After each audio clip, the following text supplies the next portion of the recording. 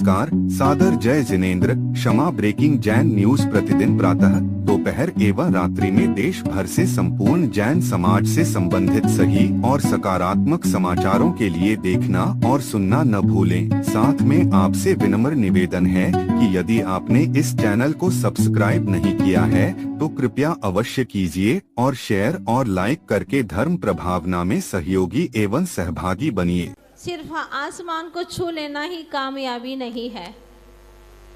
कामयाबी तो वो है जिसके पांव धरती पर जमे रहे और उसके हाथ आसमान को छू ले। वरना कई लोग धन दौलत के घमंड में आकर के भगवान को भी भूल जाते हैं। पर सौभाग्यशाली है तुम्हारे खतौली का सर्राफ परिवार कि जिनके पास में सब कुछ है, बाहरी वैभव है, फिर भी वो भगवान को नहीं भूले। मुंबई में जा कर के भी भगवान का जिन मंदिर जो बहुत छोटा था उसको इतना विशाल रूप दिया और भगवान जिनेंद्र देव की शांतिनाथ की ऐसी मनहर मूर्त विराजमान कर दी। ऐसा लगता है जैसे साक्षात भगवान समो शरण में विराजमान हो और अभी दिव्य ध्वनि गिरने वाली है। और यह प्रतिमा जी कितना मौन मौन होकर के भी दिव्य वचन दिव्य प्रवचन दे रही हैं, जिनके सूर्य मंत्र आचार्य गुरुवर श्री विद्यासागर जी महाराज ने दिए। आज हमारे भी नयन धन्य हो गए। जब भगवान का दर्शन किया तो ऐसा लगा कि गुरुदेव बस प्राण प्रतिष्ठा कर रहे हैं और ऐसी दिव्य प्राण प्रतिष्ठा हुई है कि भगवान की मूर्त को देखते ही बनता है क्या दिव्य छटा है, क्या दिव्य शक्तियाँ और दिव्य ऊर्जा यहाँ से निसृत हो रही है। वो क्षण मुझे याद आता है जब मैंने ग्रंथों में पढ़ा। दक्षिण प्रांत की बात है, आचार्य भद्रबाहु स्वामी ने जब पंच कल्याणक करवाया, 5 उपवास करके पंच कल्याणक किया। कितनी दिव्य ऊर्जा, कितनी दिव्य शक्तियों के साथ में जब उस प्रतिमा को विराजमान करने लगे तो वो इतिहास कहता है कि प्रतिमा जमीन पर नहीं बैठी, वो अधर में ही रही। इतनी ऊपर अधर में रही कि पूरा एक घुड़सवार वहां से निकल जाए। क्या चमत्कार था। वास्तव में जो दिव्य रत्नत्रय के धारी होते हैं, जिनके भीतर में आध्यात्मिक ऊर्जा होती है, वो माहौल ही अलग होता है। और वह सारा सब कुछ आचार्य भगवान गुरुवर श्री विद्यासागर जी महाराज के जीवन में था, जिनके दर्शन करने के लिए देवी और देवता भी आया करते थे। कई लोगों ने देखा, कई लोगों ने एहसास किया, अनुभव किया। मंदिर के मालियों ने देखा कि ये क्या अजूबा है, क्या चमत्कार है। आचार्य भगवान ने कहा, थुबोन जी की घटना है, मेरे पास में रात्रि में कोई शयन न करे। लेकिन माली बाहर सोया हुआ था, बिल्कुल आचार्य भगवान के कक्ष के बाहर। जब अर्धरात्रि हुई, उसने देखा ये क्या नज़ारा है, ये क्या इतना प्रकाश है, क्या छमछम घुंघरुओं की आवाज़ आ रही है, क्या हो रहा है, जबकि मंदिर में कोई नहीं है आचार्य भगवान के सिवा, और ये ऐसी आवाज़ें कैसी, कुछ समझ में नहीं आ रहा। उसने अपना थोड़ा सा दरवाजा खिड़की का खोल करके देख लिया। वो ऐसा घबरा गया पहले तो देख करके, क्या ऐसा अद्भुत प्रकाश है। और यहाँ पर जो लोग पायल बजा रहे हैं, घुंघरू बजा रहे हैं, वो लोग दिखाई नहीं दे रहे हैं, पर घुंघरू की आवाज़ यहीं से आ रही है। वो देख नहीं पाया क्योंकि वैकृत शरीरधारी देवों को देखा नहीं जा सकता। बस उसने ये देखा। कुछ दिन बीते ही थे कि वहाँ पर उसने एक और अजूबा देखा। लगभग 3 बजे का समय था। वो समझा कि सवेरा हो गया है और वो उठा, और उसने उठा तो देखा एकदम साए साए सुनसान है, कोई आवाज़ ही नहीं आ रही है लोगों की। उसने धीरे से देखा आचार्य भगवान क्या कर रहे हैं, तो उसने देखा आचार्य भगवान कहते हैं कि आचार्य जी रात में भी सामायिक करते हैं। तो आज मैंने अपनी खुली आंखों से देखा कि आचार्य भगवान, उस व्यक्ति ने जो सुनाया कि आचार्य भगवान विराजमान है और उनका चारों तरफ दिव्य आभा मंडल है।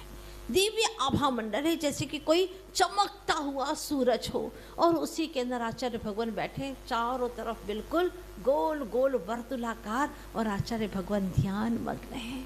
हम तो कभी ग्रंथों में सुना करते थे, लेकिन जब उस व्यक्ति ने साक्षात्कार देखा तो ये बात मुझे विश्वास नहीं हो रही थी। पता नहीं लोग ऐसा भी कह सकते हैं, कैसे एकदम विश्वास करे, कोई सही में तरीके से कोई इस बात को बताए आकर के। आप समझना, क्योंकि हम इस चीज़ को और स्पष्ट करना चाहते थे तो हमने मुनिराज से पूछा संगस्थ। उन्होंने कहा मेरी आंखों का देखा हुआ यह हाल है। और यह घटना है मड़िया जी की। जब आचार्य भगवान कक्ष में अकेले थे और उन्होंने कहा कि मेरे पास में कोई भी आके मत सोना, लेकिन एक मुनिराज आकर के सो गए। बड़ा कक्ष था आचार्य भगवान का और वहाँ आकर के सोए। और जब वो सो गए तो प्रातः काल हुआ। प्रातः काल का मतलब वो 3-4 बजे का सामायिक का काल हुआ साधु का। तो वह उठ करके अपनी शारीरिक बाधा के लिए बाहर जाने लगे, लेकिन इतना घुप अंधकार था। और कई बार ऐसा भी होता है कि नींद से एकदम उठते हैं तो पता नहीं चलता कि दरवाज़ा इधर है या इधर है। आप सब लोगों के साथ में ऐसा होता होगा, और उनके साथ में भी यही हुआ कि द्वार कहाँ है, इधर है, कुछ समझ में नहीं आ रहा। तो अचानक उन्होंने मुड़ करके देखा आचार्य जी की तरफ, तो ऐसे रह गए आंखें फटी की फटी। उन्होंने ये पूरा हाल हम लोगों को सुनाया कि मेरे आंखें फटी की फटी रह गई। आचार्य भगवान जहाँ विराजमान थे, बिल्कुल ये दृश्य आचार्य भगवान का, और चारों तरफ ऐसा दिव्य आभा मंडल जैसे कि सूरज चमक रहा हो। और वो रोशनी को जब मैंने देखा, मैं तो सारी बाधाएं भूल गया और उन्हीं को देखता रहा। मेरी सामायिक हो गई और उजाला हो गया। मुझे लगा कि ऐसा दृश्य मेरी आंखों से ओझल न हो। क्या अद्भुत दृश्य था, अद्भुत दृश्य था। ये हकीकत की घटना है। जब उन्होंने ये हमको सुनाया तो मेरे मन में भी ये भाव था कि भगवान, ऐसा दृश्य हम कब देखेंगे इन आँखों से।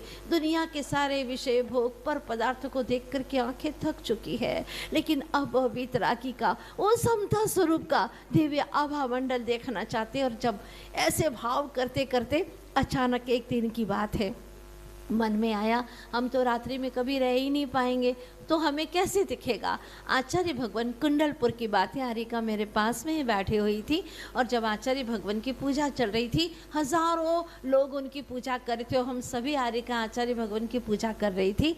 उस वक्त आचार्य भगवान तो अपने गुरु की पूजा में मग्न हो जाते हैं। जब हम उनकी पूजा करते हैं, वो अपने गुरु की पूजा करते रहते हैं। और जब आचार्य भगवान अपने गुरु की पूजा में मग्न हो गए, बिल्कुल लीन हो गए, तो मैंने जैसे ही आंखें खोली तो मैंने देखा तो मेरी आंखें बिल्कुल फटी की फटी रह गई।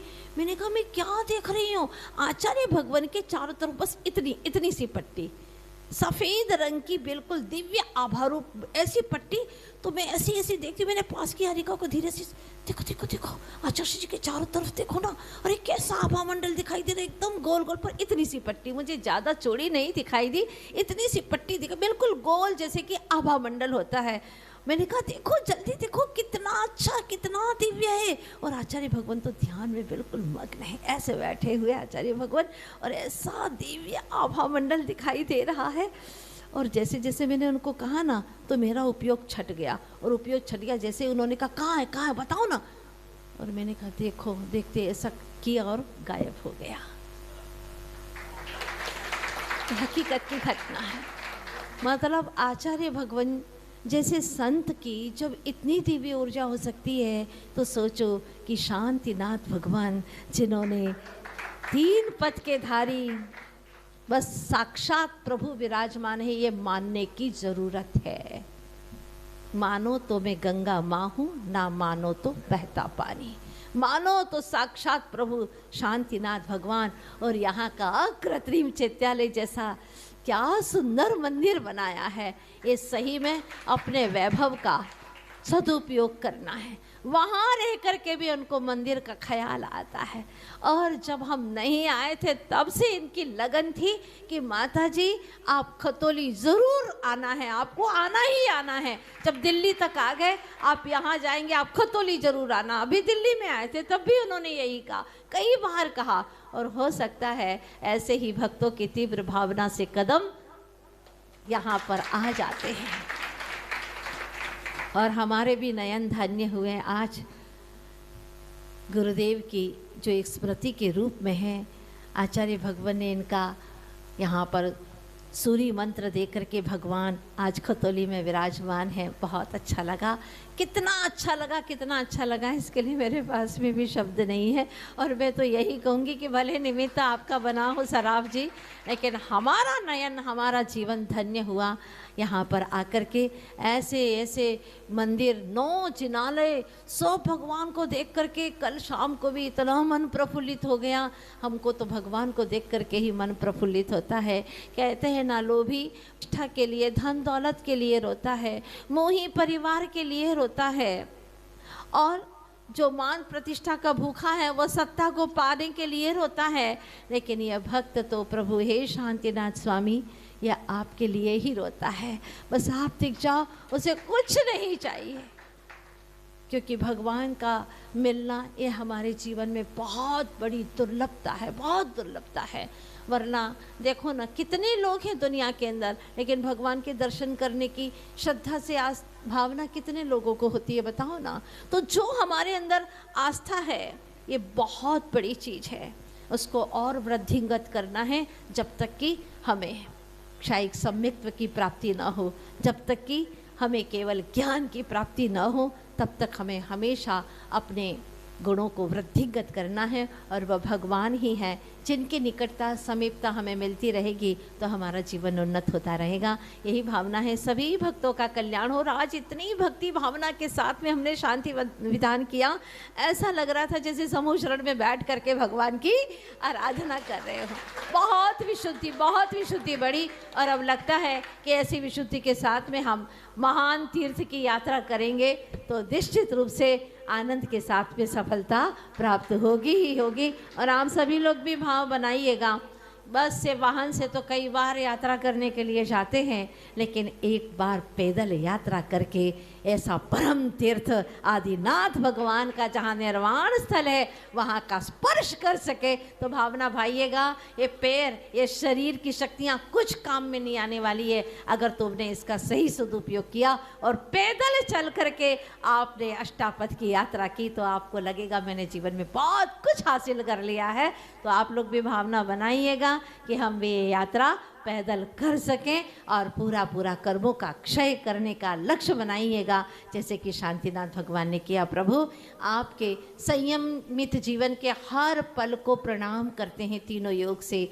जब से संयम आपने धारण किया तब से लगा अवस्था तक आप जहाँ अभी विराजमान हैं, आपके परम पवित्र शुद्ध आत्मा को प्रणाम करते हैं।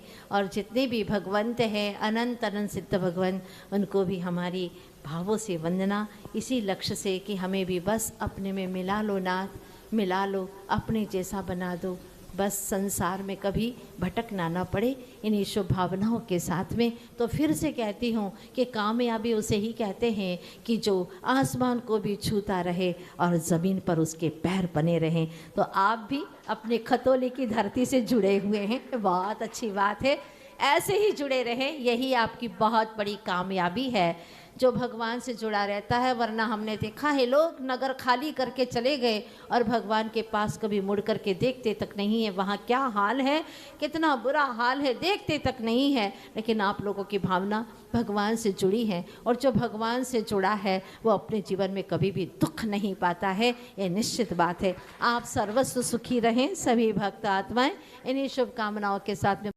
क्षमा breaking Jain news YouTube channel पर विज्ञापन देकर धर्म प्रभावना में बने सहभागी।